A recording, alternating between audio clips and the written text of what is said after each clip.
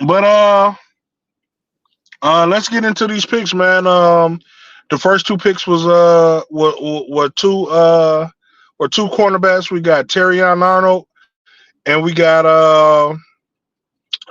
Ennis Rakestraw. Me personally, I've been hyping up Ennis Rakestraw uh the whole draft season. You already know I've been hyping him up, and I was everybody was talking about Kool-Aid all draft season as well. Kool-Aid this, Kool-Aid that, and I was kind of like, yeah, Kool-Aid is cool. If we're gonna go that route, I'd rather have Terrion Arnold. And I mean, Brad must have heard me because he picked both of those guys. I I really wanted Nate Wiggins, but he's fast. He's faster than Terrion Arnold, but Terrion Arnold is a physical guy. He gets up in there. He makes play. He gets up in the receivers' face and he makes plays. Uh, Ennis Rakeshaw, real physical guy. Hard hitter. Makes complete tackles. So I'm feeling like there's some great picks with that one, man. What do you think? Yeah, definitely. You know, this is the first year where the Lions. I'm so used to looking at mock drafts and going into the draft, looking at you know top 15 prospects because that's where usually where the Lions are picking at. It's not unusual that pretty much the whole field is open to the Lions. And this is the first year where they're picking at 29. So there's a lot of guys that on any given draft we would have been looking at like like your Jared Verses, your Dallas Turners, your Terrion Arnolds. These guys usually we would be looking at, but in this draft to think that those guys would be available at 29 was unlikely. But nobody saw that the first like 14, 15 players was going to be all offensive players, which was great because our offense is top 5 in the league, and we need Right. defensive players. So it fell as well as it could. So Brad, Brad did his thing, man. He saw the opportunity. He saw Terrion Arnold fall that high. I texted you like, hey man, I think that Brad, once we get to like 22, I think Brad might make a call, and he eventually did make that call. He went up and got Terrion Arnold. If you gave me the choice between Kool-Aid and Terrion Arnold, if I knew I had that, I wanted Kool-Aid, but if I knew Terrion Arnold was available, I'm with it. I would have took that. The thing I like about him is when you look at now Rakestraw, I gotta do some more research on like who he is as a person. But Arnold, man, everything I've seen from this guy screams lockdown corner. Not only has he played it in college, not only is that his MO from college, but when you listen to him talk, bro, like you just if you look at the greats, at the great, number one cornerbacks in the league, my personal favorite right now in the league is Jair Alexander, and just cornerbacks, man. You got to be you got to be different, bro. You got to be a little bit edgy. You got to be a little bit out there. You gotta, people gotta look at you side eye like, man, he a little crazy. Jair Alexander got suspended by his team for a game because he was in his home. I think they was playing the Panthers, and he he went out there and made himself an honorary captain. And they didn't think nothing of it. Like, and so this team suspended him for that. But dog, the dude could play ball. You look at Jalen Ramsey, man. Jalen Ramsey different. He different on the field. He just different as a person. Like he just real focused. Like you could tell like he just put so much into it, but his mind is all like he's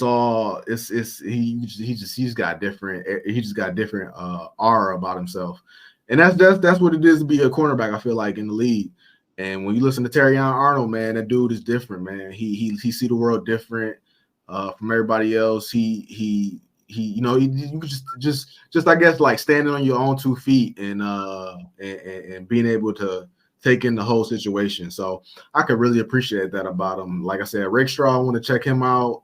The only thing I seen from him is that he said that he didn't think it was what 60 other players was better than him. So he gonna remember that. So I'm excited for that. Like I said, man, Detroit's trying to build the new Legion of Boom. Yeah, man, I'm gonna touch on a little bit what you said earlier, man. Yeah, man, these guys, I think they got great value for both of these guys. When the draft season first started, both of these guys were at the were first round guys. You know what I'm saying? Terry Arnold was predicted to be either was I think he was ranging to be like the second or the third off the board. So he was predicted to go around like in the top 10 or right around near the top 10. And Rakestraw was being projected to go right around where we were in the late 20s and the late 20s. Yeah, right around the late 20s. I seen a couple of drops, a couple of months where he was slightly higher than that. And as the draft season went on, Terrion, he was all over the place. But he was still up there. He was still right around that range. You know what I'm saying? And then Rakestraw kind of fell from the first round to the second round. But originally, both of these guys were first round draft picks. Yeah, you pretty much nailed Terrion Arnold on the head. Confident guy. First thing he said was, Detroit, I'm home. You guys got a superstar. You know what I'm saying? He said we're going to go win a Super Bowl. Real confident, real outspoken. He's a great fit. You know what I'm saying? He's talking about hard work and family. You know what I'm saying? He seems to give – I've heard him talking about his teammate, Kool-Aid. Give all props to him. Seen an interview where he said the media wanted them to be mad at each other, but they were brothers. He would never go against his brother. He wished nothing for the best for him. He said that the media tried to put him against Quinyon Mitchell. He said, you know what? I met Quinyon Mitchell today. You know what I'm saying? I know the media want us to be rivals or they want us to be mad, but I wish him the best. You know what I'm saying? He gonna do what he do there. I'm gonna do what I do here. So I mean, great personality guy, great confidence guy. You know what I'm saying? He talks about family. His grandma and his granddad made him the guy that he is today. Great guy, man. Great guy. He seems to love to be in here. They showed him behind the scenes in Allen Park. He looked like he was soaking it in, loving every moment of it. And yeah, man, I'm loving everything I've seen about him. Rakestraw, still confident guy, different than Terrion. He has the confidence, like you said. He said he don't think there's 60 guys better than him. So the confidence is there. If you watch him play on the field, you can see he plays with confidence.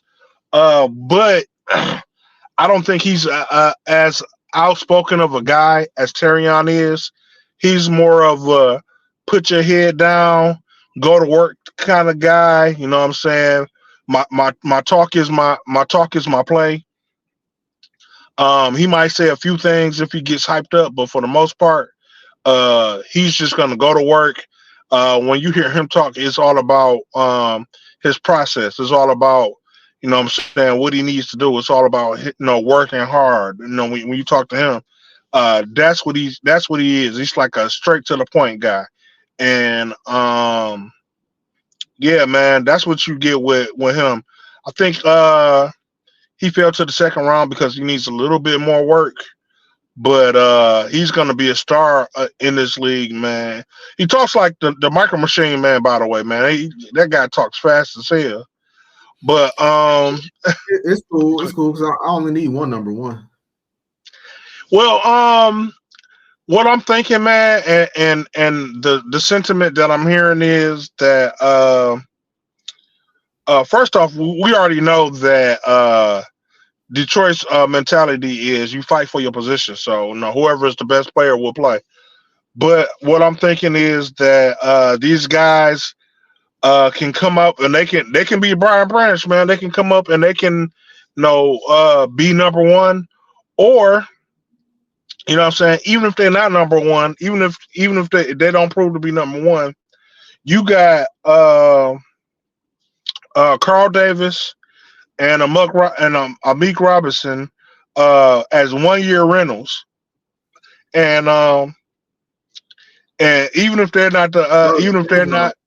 I think Carlton gonna be around for a minute, like 2-3 years. I want to say. How many? He signed a 2 year deal. I thought he only signed the. No, they traded for him. Signed. No, they traded for him, so he still had his original contract, and he still had like 3 years left on his contract.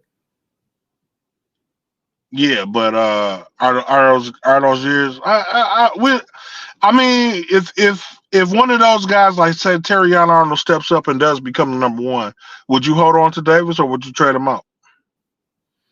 I don't think you'll be able to trade him, but the way I see it is, regardless of who's one or who's two, it's gonna be Carlton Davis and Terrion Arnold, and you just gonna let Arnold, baptized by fire, and then at some point, Davis's contract is gonna be up, and you're gonna let him walk, and Terrion Arnold gonna step up, and by that time, Rakestraw gonna be ready.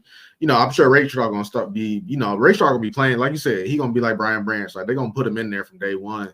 Where they gonna put him in, they probably move him around. He'll spell guys. Defensive back is probably like the most injured position in the league, so we're gonna have injuries. He gonna get his chance, but I think they're gonna ride Carlton Davis's contract all the way out. Maybe we'll see. But my point was, no matter how long they hold on to Carlton Davis or even Amik Robinson, you got two guys that are future starters of your team, whether it be this year, next year, or the year after that. I think Terrion Arnold and Rakestraw are our future number one and number two corners. That was my point of saying that. So I think that that's why I think those picks are so valuable, because we're getting into the point in a lot of players' contract where we're gonna have to make some tough decisions about who we keep, who we hold on to, and who we let go. And we're not gonna be able to pay everybody, and everybody's not gonna make the cut. So a lot of times we're gonna have to depend on them rookie contracts. Next we got Giovanni Manu. Giovanni Manu, man. Man, he looks like the the Haitian dude on The Longest Yard that Adam Sandler was playing ping pong with. Man, this is a big monster of a dude, man. 6'7", 350 pounds, and it looks like it's all muscle. It wasn't a whole lot of film out there on him. I did find some film on him. First off, he's so big that everybody out there look like little kids. Like he's playing pee-wee teams out there. I'm sure they weren't the best of competition, but this guy was pancaking players left and right, man. Like every single down of his highlight was nothing but pancakes, dog. He was pancaking. They sent two guys at him. He blocked one guy. He blocked two guys at the same time. Everything about his film looked beautiful. And even though, like I said, his competition wasn't up to par, I loved everything I saw about it. They said his vertical is nasty. His strength is off the chains. Even Brad Holmes was saying the same thing. Even though his competition wasn't the top of the top, they loved everything. They loved the player himself, and they loved all his scouting. The Lions weren't the only people scouting him. Brad Holmes said he went and visited with 9 teams before they even got to him. So, what are your thoughts on him? This is the only pick that this is the only pick that gave me hesitation on giving him an A. I went on and gave him an A because this pick to me is a boomer bust pick. Like you said, the one thing that gives it a boom and favors this pick is that you can't teach size. They had a lot of they really enjoyed, and I'm sure he might even be back this year, but they enjoyed Dan Skipper. Dan Skipper was a big lineman. They moved him around, fit him in wherever they could. But this guy, like you said, man, he's a big guy, 6'7", 350 pounds, powerful guy. They say he's got, in his workout, he had a great 40 time and great vertical and great bench for his position. And I can't say because I don't know what they're gonna do with this guy. Like I said, we go back to the fact that Brad took 2 cornerbacks and he picked up 2 cornerbacks in the offseason free agency. Positional villain. Go out there and basically if the player's available and it's a guy you like, go grab him. It don't matter what you already got in house. And all that is saying is make your good great. Make your great elite. And we already have a great offensive line, but when guys get hurt, we fill in spots with these guys that the average that we don't even the average Lions fan barely knows, and they do a good job. They do a good job. It's an offensive line. Offensive line is a team of its own, so they do a great job of filling in when they called on. So you just add in depth, but I just want to know what is the long term plans for this guy. Did you draft him to be a starter in the future? Maybe Taylor Decker spot. I don't even know if I don't even know if they got 6'7" centers out there. Could he be a Frank Ragnow replacement, or is he just I don't know. I would love to know what the plan, what the vision is for this guy, because the fact that you gave up a 3rd round pick out of next year's draft, which isn't. It's not the world, but at the same time, it's not light either. Somebody brought up that you could use that 3rd round chip if you were to make a trade, which the Lions aren't really big on making big trades because, it's a certain type of player that they're looking for. So it's not a lot of players out there that they would even be willing to trade for. But the fact that you gave up a 3rd round pick for this guy who none of us had never heard of, that don't mean nothing because the average person has never heard of him, but still it's really interesting that they gave up a 3rd round pick for this guy that nobody was really had on their I shouldn't say that the media, the national media didn't have on their radar. So here's my thinking with the Giovanni Manuel pick. I feel like all draft season, all I've been hearing about when everybody says we need alignment, we need alignment, we need alignment, we need alignment, and everybody's reasoning for one alignment is so bad is because for one, they think Taylor Decker and Frank Ragnow aren't going to last the entire season. At some point during the season, either one or both of these guys are going to be hurt. So we needed a backup for both of those guys. And for 2, they were like, this is most likely both of their last season. They think that Taylor Decker and Frank Ragnow may retire after the season, so they think that this is their last season. So my philosophy, what I think is going to happen is if Frank Ragnow and Taylor Decker retire, what I think they're going to do is they're going to move Penei Sewell over to left tackle to take Taylor Decker's spot, and they're going to have Giovanni take Sewell's spot. So you have your bookend tackles right there, and then we're going to get to them later, but well, I may as well bring him up now because I don't have a whole lot of information on him yet. But they drafted Christian Mahogany. He's a guard. I don't know a whole lot about him, but usually guards can move over the center. I don't know if he can or if he's able to move over the center, but it would seem like maybe he might be the Ragnar replacement. So then you have Panay at left guard, Giovanni at right guard, and then you have new center, and that's your new line. So that Yeah, is my thinking behind.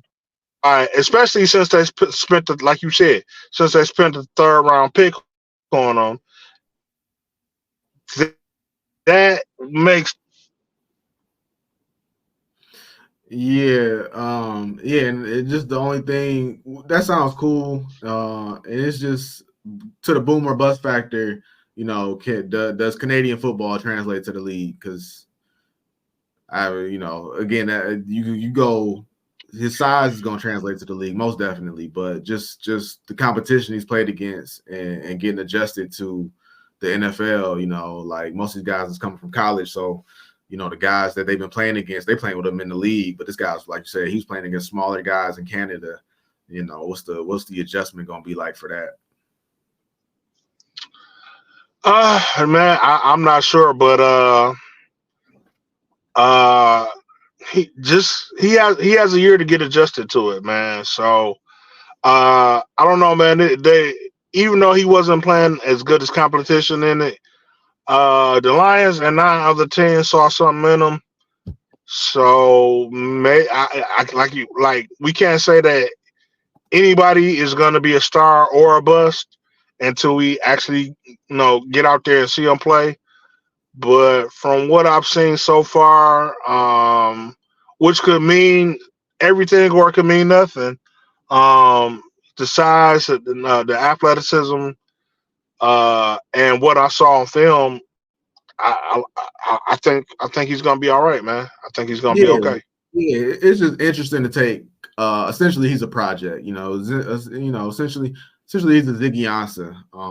He's a project because if Decker, I think Decker is not going to retire next year, but I think he's going to be due for a contract. I want to say, and I think the rumor is that they're not going to renew his contract. But if he do leave, and yeah, I agree, they'll move Sewell to left tackle, and then you still got Kobe Sorsdahl. He got a lot of reps last year. He's still in the building. We'll see what he could do, but I think my man Giovanni, I think he'll have time to get acclimated to the league, and it's gonna be on him. But like I said, I'm not mad at it. I think it's a boomer bust pick. I think Sorsdale is your replacement for the guard that they bought in free agency this year. I can't think of his name right now. Jonah Jackson. Jonah Jackson, the guy they bought in to replace Jonah Jackson. Oh, starts with a Z. Yeah, talking about from the Ravens. Yeah. Who knows? Yeah, who knows? But moving on to the next pick, we got Makai Wingo. I didn't see a whole lot of film on Makai Wingo. You skipped over the safety running back. Oh yeah. Oh, I'm sorry. Yeah. Sion Vakai. Sion Vakai is safety / running back. Everybody was saying, "Oh yeah, we got a safety.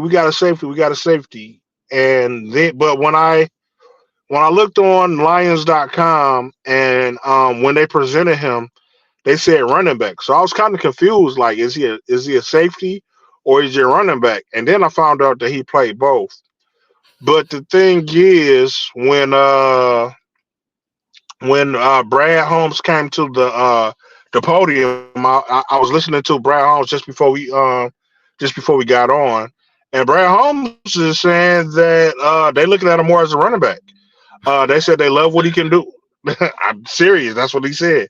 He said they said they love what he can do with the ball in his hands, and he's gonna be a special teams guy slash running back, passing running back. They like what he does in the passing game. Brad Holmes said that uh, everybody when I was listening to all the other stations or all the other videos, they were saying they liked his safety um, play better than his running back position.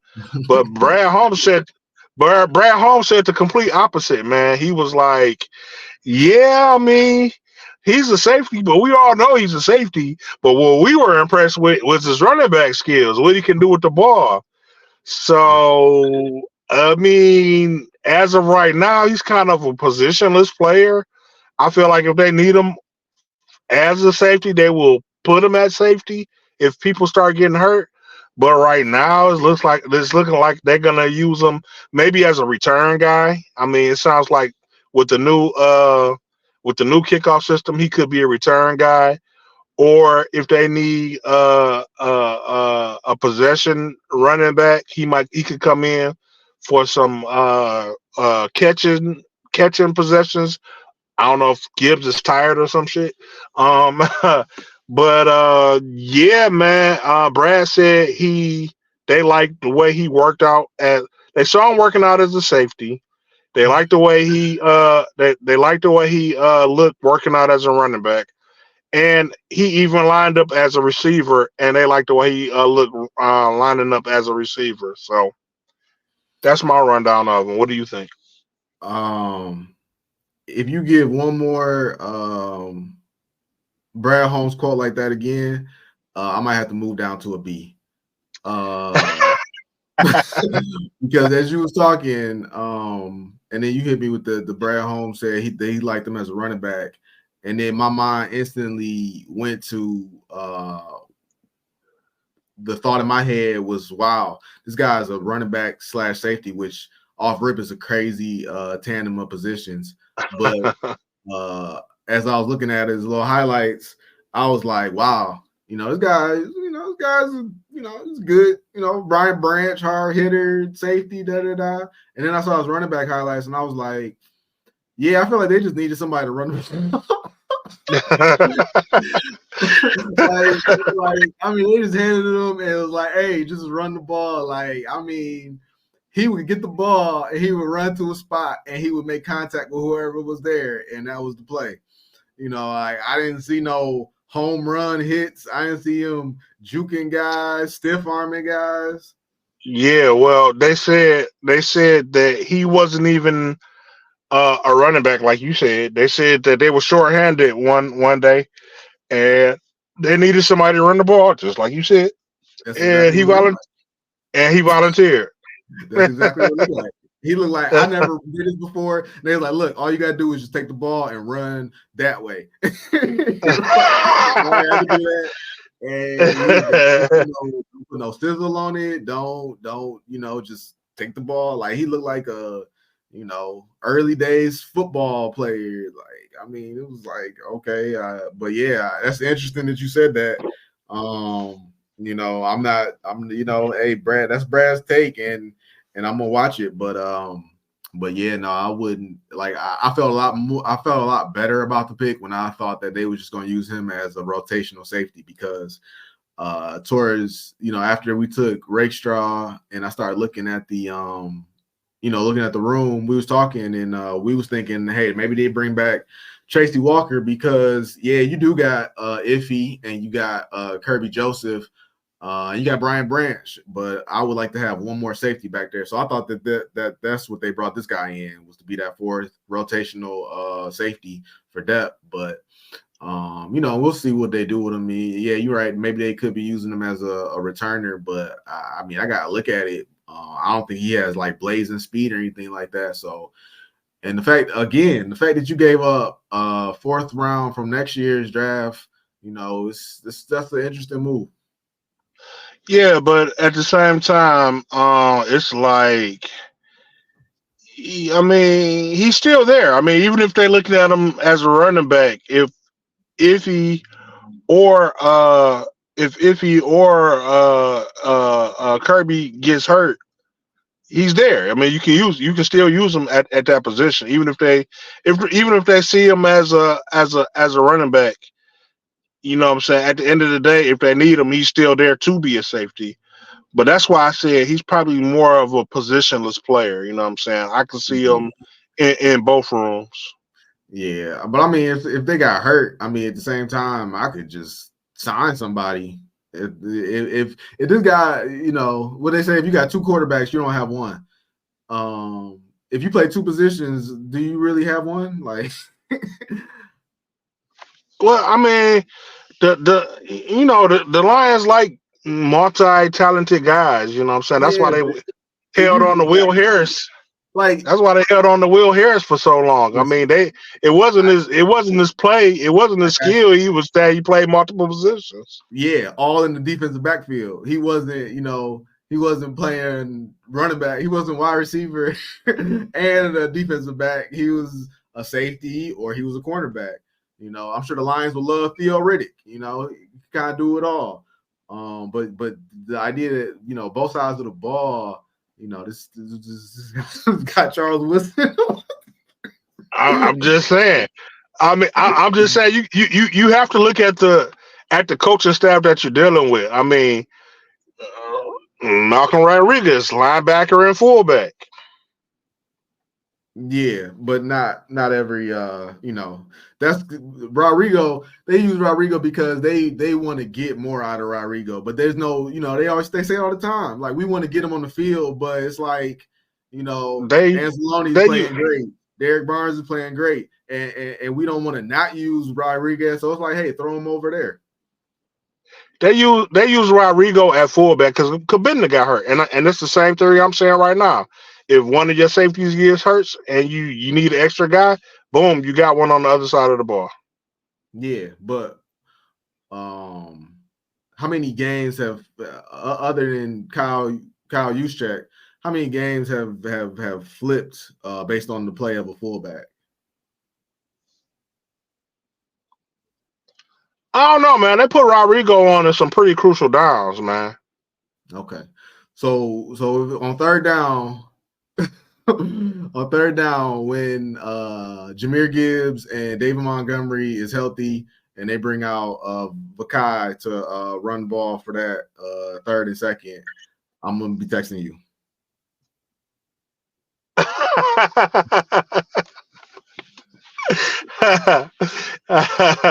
They're not gonna bring him out to run the ball for a third and second. They're gonna bring him out to throw the ball for a third and second. Oh, okay. Gotcha. He's a passer running back. Remember, they like him as a passer running back. This pick I liked a lot more before we got on here. So, yeah, we going to the next one.